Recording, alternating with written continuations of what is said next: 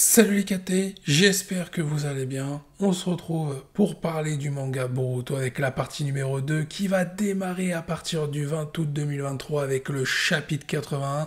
Dans cette vidéo, on va se focaliser sur le personnage d'Imawari qui a été jusqu'à maintenant dans le manga très peu présente. Est-ce que ça va changer dans la partie numéro 2? C'est ce qu'on va voir. Peut-être qu'on aura le droit à un combat entre Boruto et Imawari. On va commencer notamment par quand même décortiquer un peu ce qu'est le personnage d'Imawari jusqu'à maintenant, depuis le début de l'œuvre de Boruto, quel a été son rôle.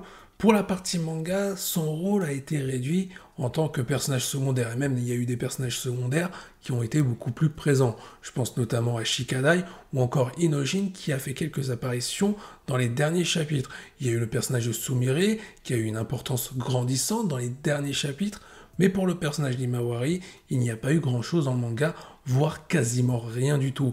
Alors que dans la partie animée, on a pu suivre quelques aventures la concernant. On sait, on avait eu un teasing sur son potentiel, elle a été capable de one-shotter Naruto ainsi que Kurama lorsqu'elle était énervée. C'est notamment à ce moment-là qu'elle avait éveillé le Byakugan à cause de sa colère. Donc quand même à ce moment-là, on avait montré un aperçu de sa puissance, de son potentiel, puisque ce potentiel-là n'est pas encore concrétisé. On avait pu voir qu'Imawari avait peut-être de grandes choses à faire concernant la suite de l'œuvre de Boruto. Il est vrai que le personnage d'Imawari, que ce soit dans le manga ou dans l'anime, on n'a pas encore vu grand-chose au niveau de sa puissance. Mais ça ne serait tardé et on va en parler dans quelques instants. D'abord, on va se concentrer sur un autre point qui a été mis en valeur, notamment grâce à l'anime, par rapport à son développement, sa personnalité. On peut voir qu'Imawari a un rôle à jouer par rapport à l'évolution de Kawaki, sur le fait qu'il se sente seul et qu'il soit solitaire par rapport à son passé, par rapport à tout ce qu'il a vécu. Imawari a apporté un soutien à Kawaki, puisque lui aussi a commencé à comprendre ce qu'étaient des sentiments qu'il pouvait ressentir envers une famille, notamment envers Boruto, Naruto, même si Naruto est resté l'axe principal pour l'évolution de Kawaki. Mais il ne faut pas oublier que dans l'anime, on a eu le droit à Imawari qui a été présente pour Kawaki. Et ça aussi, ça peut jouer dans la seconde partie du manga par rapport à tout ce qui est arrivé entre Kawaki et Boruto et le bouleversement lié aux souvenirs des shinobi. Du coup, si on fait un constat sur cette partie 1 pour l'évolution d'Imawari au niveau de son rôle, on est quasiment sur rien du tout. On n'a pas grand chose sur ce personnage, seulement du teasing à la fois au niveau de son évolution à venir par rapport à ce qui arrive autour de Boruto, et on a eu, comme je l'ai dit, un teasing par rapport à son pouvoir qu'elle semble renfermer en elle, à la fois par rapport au fait qu'elle a été capable de one-shotter Naruto Kurama, je l'ai déjà expliqué, mais à la fin de la partie 1, on a Daemon qui ressent un mystérieux pouvoir qu'abrite le personnage d'Imawari. Forcément, ces éléments laissent indiquer qu'elle aura un rôle beaucoup plus important que par rapport à la partie 1. Là, dans la partie 2, Imawari va prendre de l'importance pour soit soutenir Boruto, ou soit se confronter à lui par rapport à cette histoire qui a été modifiée avec le pouvoir d'Eda. Donc, pour le coup, quel va être son rôle? Il y a plusieurs hypothèses. La première hypothèse, c'est qu'Imawari est affecté par le pouvoir d'Eda, et cette hypothèse, elle est très intéressante, puisqu'Imawari pourrait penser que Boruto est le véritable assassin de ses parents, Naruto et Hinata. Et là, on pourrait se retrouver dans un cas de figure, comme à l'époque avec Sasuke, par rapport à sa haine contre Itachi Uchiwa, qui avait massacré sa famille, ainsi que le clan Uchiwa, donc son propre clan.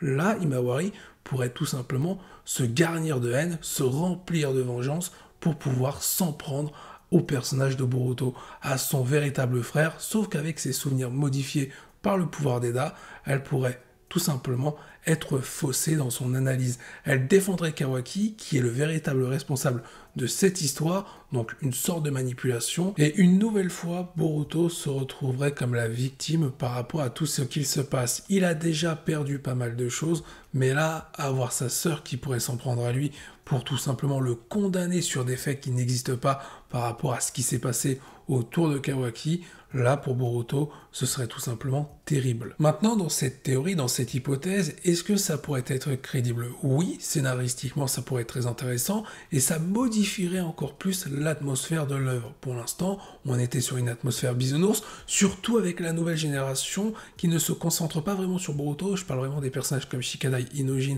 ou encore le personnage d'Imawari, puisque l'histoire qui tourne autour de Boruto, oui, elle a commencé à s'assombrir depuis un petit moment. Mais sur le reste, on était encore vraiment dans dans un monde de bisounours. Là, le fait d'insister sur le déclenchement du pouvoir d'Eda et ses conséquences par rapport à tout ce qui arrive autour de Boruto, avec des personnages secondaires ou des personnages importants pour le personnage de Boruto qui sont touchés et qui vont vivre les choses différemment. On l'a vu avec le personnage de Sarada, on a vu un petit aperçu de ce qu'elle ressentait. On va certainement voir ça aussi pour le personnage de Sumire, mais il faut élargir les conséquences. Il ne faut pas rester sur 3-4 personnages, il faut vraiment qu'il y ait de l'importance par rapport à tout ce qu'a perdu Boruto, qu'il y ait vraiment une rupture sur ce qu'on a vécu dans la partie 1 et ce qu'on a vécu dans la partie 2 pour ce qui est du personnage de Boruto. Il faut que les conséquences soient importantes et si possible que certaines soient irréversibles. Au-delà de se poser cette question, est-ce que cette théorie pourrait être crédible? Est-ce qu'elle pourrait durer dans le temps par rapport à la chronologie des événements qui vont se dérouler dans la suite de l'œuvre de Boruto? Malheureusement non, puisque tout simplement du côté de Boruto, certes on a comme alliés Sarada, Sumire et Sasuke, mais on a aussi Eda et Daemon qui ne vont pas aller contre Boruto, puisqu'Eda culpabilise par rapport à ce qu'elle a fait lié à son pouvoir par rapport au personnage de Boruto. Daemon, lui, est aussi du côté de Boruto. Donc ce personnage pourrait se rapprocher d'Himawari pour s'en occuper afin d'éviter qu'Eda ne culpabilise encore plus par rapport à tout ce qu'elle a fait endurer au personnage de Boruto. Parce que le personnage d'Himawari, même si les conséquences touchent directement le personnage de Boruto, ça touche aussi le personnage d'Himawari par rapport à l'histoire qui englobe la famille Uzumaki, Naruto et Hinata, mais aussi les deux personnages Boruto et Kawaki. Cette histoire impacte grandement le personnage d'Himawari. Donc Daemon pourrait être un véritable soutien pour Himawari afin de l'épauler, afin qu'elle puisse évoluer. Et évidemment, Eda et Daemon pourraient dire la vérité sur le sort de Naruto et Hinata au personnage d'Himawari, et que Boruto n'est pas le criminel auquel pourrait penser Himawari.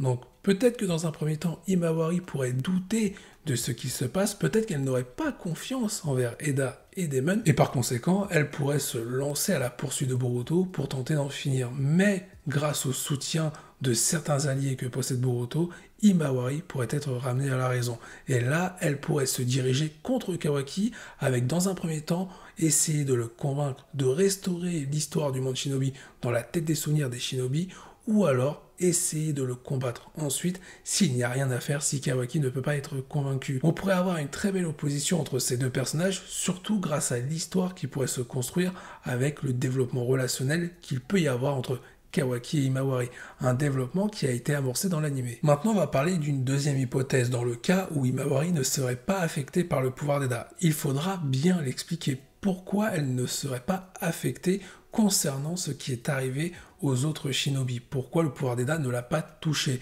Il faut déjà donner une raison aux personnages de Sarada et Sumire pourquoi ces deux-là ne sont pas affectés vis-à-vis de Boruto. C'est vrai qu'il y a plusieurs questions concernant cela. Sarada, ça pourrait être lié à ses origines par rapport à Sasuke, le fait que Sasuke soit la réincarnation d'un Otsutsuki, mais Sumire, ce serait pour quelle raison? Par rapport aux nuées, par rapport aux expériences qu'elle a vécues, ce serait assez troublant. Est-ce que Sarada et Sumire ne sont pas affectées parce que tout simplement elles sont amoureuses de Boruto, qui est devenu quasiment un Otsutsuki?